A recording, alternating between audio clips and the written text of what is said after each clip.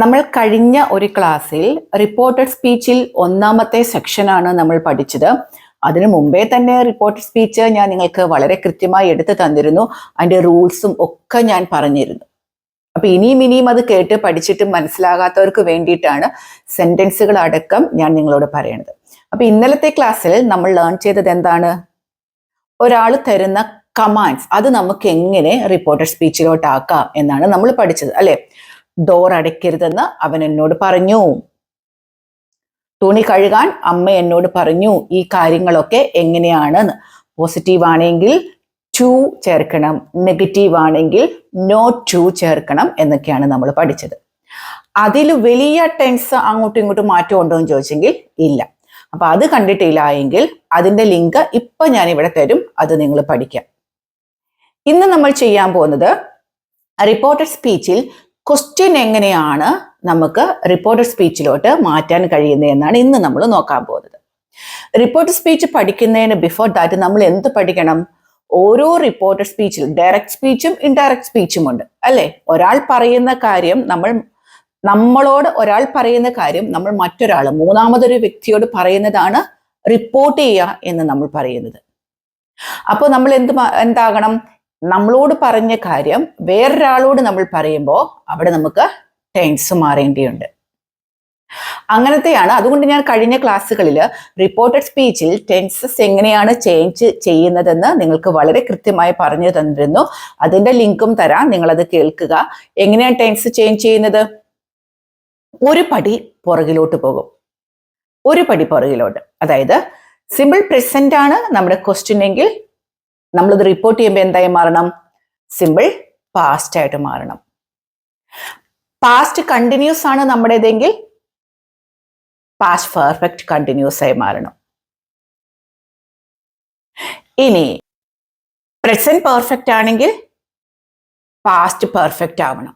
അങ്ങനെ ടെൻസിന്റെ മുഴുവൻ ഞാനിപ്പോൾ ഇവിടെ തരും. അതേപോലെ വില്ലാണെങ്കിൽ വുഡായി മാറണം, ക്യാൻ ആണെങ്കിൽ കുഡായി മാറണം, മൈറ്റ് ആവണം. ഇതൊക്കെ ഞാൻ കഴിഞ്ഞ ക്ലാസ്സിൽ നിങ്ങൾക്ക് പറഞ്ഞു തന്ന ഒരു കാര്യമാണ്. അപ്പൊ അതെന്താണേലും കാണാതെ പഠിക്കണം. കാണാതെ പഠിച്ചാലേ നമുക്ക് ഇപ്പോൾ PSC ഒക്കെ പോകുന്നവർക്കാണ് എങ്കിൽ ഇത് കാണാതെ പഠിക്കലേ വഴിയുള്ളൂ. കാണാതെ പഠിച്ച് തന്നെ വെക്കണം.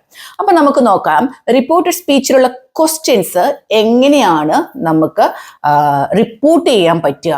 നമ്മളോട് ഒരാൾ പറഞ്ഞ ചോദ്യം മറ്റൊരാളോട് എങ്ങനെ റിപ്പോർട്ട് ചെയ്യാൻ പറ്റുമെന്ന് നമുക്കിന്നത് നോക്കാം. അപ്പൊ നമുക്ക് എക്സാമ്പിളിലോട്ട് പോകാം. നമ്മളോട് ഒരാൾ ചോദിക്കുകയാണ്, do you like ice cream? He asked.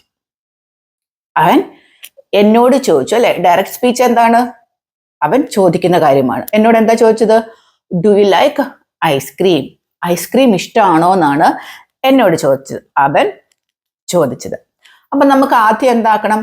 അവൻ എന്നോട് ചോദിച്ചു എന്ന് നമുക്ക് പറയണം. അതെങ്ങനെയാ പറയാൻ പറ്റുക?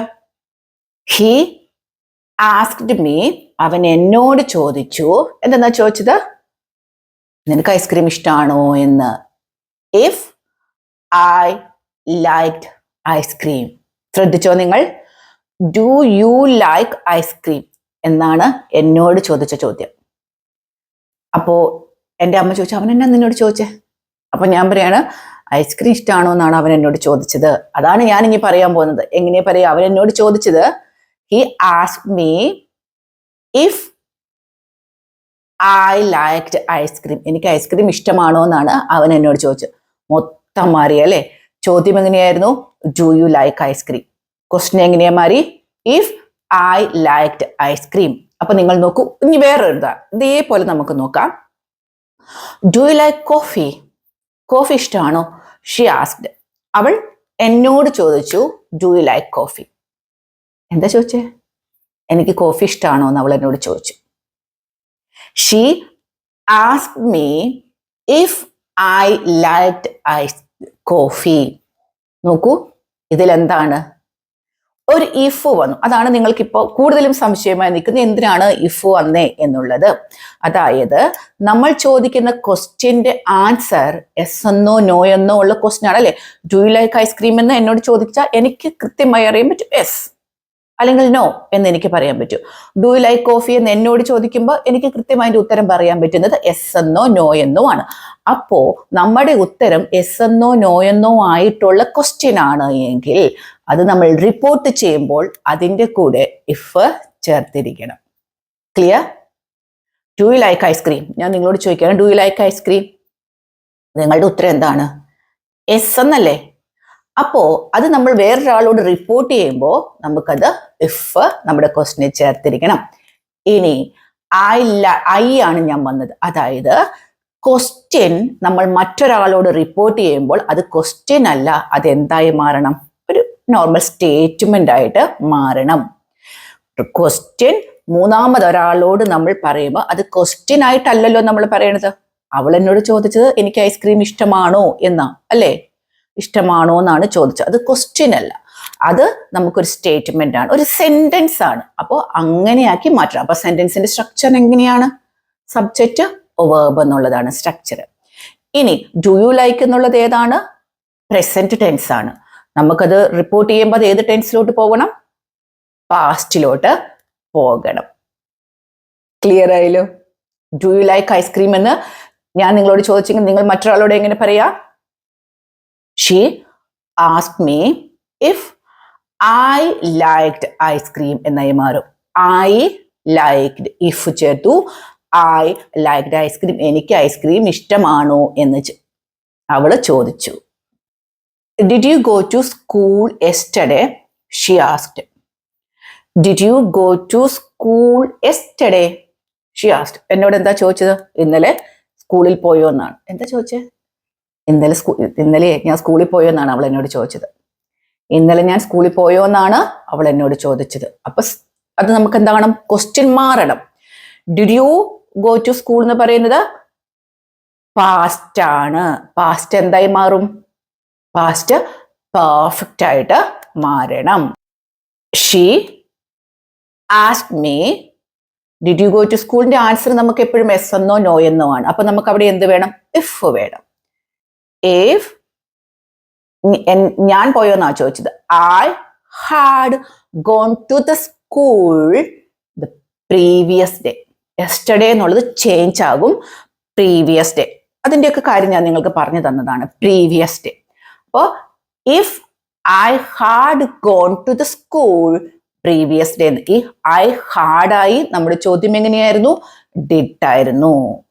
അപ്പോൾ ഇത്രയും കേട്ടപ്പോൾ നിങ്ങൾക്ക് മനസ്സിലായില്ലേ? നമുക്കൊരു ക്വസ്റ്റ്യൻ റിപ്പോർട്ട് ചെയ്യണമെങ്കിൽ അത് ഏത് ടെൻസിലോട്ട് ചേഞ്ച് ആകുന്നു എന്ന് നമ്മൾ അറിയാതെ വഴിയില്ല, അറിഞ്ഞേ പറ്റത്തുള്ളൂ.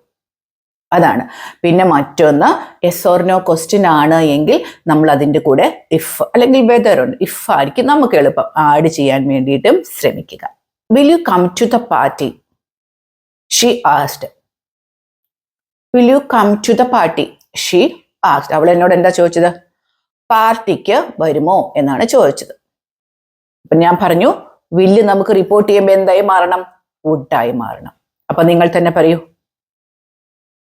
She asked me if I would come to the party. എന്തിനാ നമ്മൾ ഇഫ് ചേർത്തത്? എന്റെ ഉത്തരം വരുമെന്നോ വരില്ലെന്നോ ആണ്, എസ് എന്നോ നോ എന്നോ ആണ് എന്റെ ഉത്തരം. അതുകൊണ്ട് നമ്മൾ അവിടെ എന്ത് ചേർത്തു? ഇഫ് ചേർത്തു. If I would come to the party. Clear? Can you swim? He asked. നീന്താൻ കഴിയോ? നിനക്ക് നീന്താൻ കഴിയോ? യെസ്. അപ്പൊ നിങ്ങൾ അത് റിപ്പോർട്ട് ചെയ്യൂ. എന്താ നിങ്ങളോട് ചോദിച്ചേ? എന്താ അവൻ എന്നെ നിന്നോട് ചോദിച്ചേ? വേഗം റിപ്പോർട്ട് ചെയ്യ്, എന്നോട് പറയും എന്താ ചോദിച്ചേന്ന്. He asked me if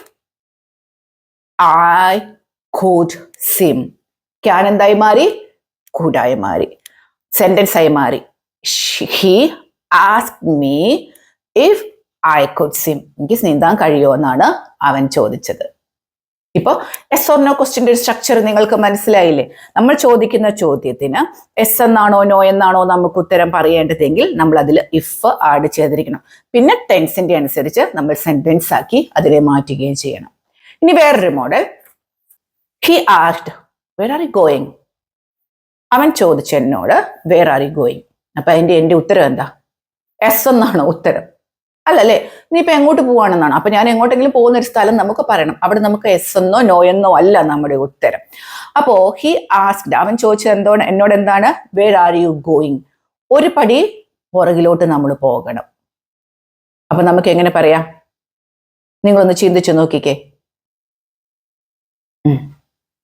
he asked me, അവൻ എന്നോട് പറഞ്ഞു. എന്തെന്നാണ് പറഞ്ഞത്? നീ എങ്ങോട്ടാണ് പോകുന്നതെന്നാണ് അവൻ എന്നോട് ചോദിച്ചത്. Where I was going. Tense change ചെയ്ത് കണ്ടോ? വേർ ആർ യു ഗോയിങ് എന്നായിരുന്നു അവൻ എന്നോട് ചോദിച്ചത്. അപ്പൊ കേൾക്കാത്ത നിന്നോട് എന്താ അവൻ ചോദിച്ചത്? എങ്ങോട്ടാ പോകുന്നതെന്നാണ് അവൻ ചോദിച്ചത്. അപ്പൊ നമുക്ക് എന്തായി മാറി? He asked me where I was going. ഞാൻ എങ്ങോട്ടാ പോകുന്നതെന്നാണ് അവൻ ചോദിച്ചത്. Where I was going. ഇതൊക്കെ നമ്മൾ എപ്പോഴും പറയുന്ന സെന്റൻസ് അല്ലേ? അപ്പൊ റിപ്പോർട്ടഡ് സ്പീച്ചിന് നമുക്ക് സംസാരിക്കുമ്പോൾ പ്രാധാന്യമില്ല എന്ന് നിങ്ങൾ ചിന്തിക്കരുത്. നമുക്ക് നമ്മുടെ ഡെയിലി ലൈഫിൽ ഒരുപാട് കാര്യങ്ങൾ നമ്മൾ സംസാരിക്കാം. അവൻ എന്നോട് ചോദിച്ചത് എങ്ങോട്ടാ പോകുന്നതെന്നാണ് അവൻ എന്നോട് ചോദിച്ചത്. I was going. He asked me where I was going. എങ്ങോട്ടാ പോകുന്നതെന്നാണ് അവൻ എന്നോട് ചോദിച്ചത്. ഇതൊക്കെ നമുക്ക് എന്നും ഉപയോഗിക്കേണ്ടി വരുന്ന സെന്റൻസുകളാണ്. What's a name? He asked. അവൻ ചോദിച്ചു എന്താ പേര്? എന്നാ നിന്നോട് ചോദിച്ചേ?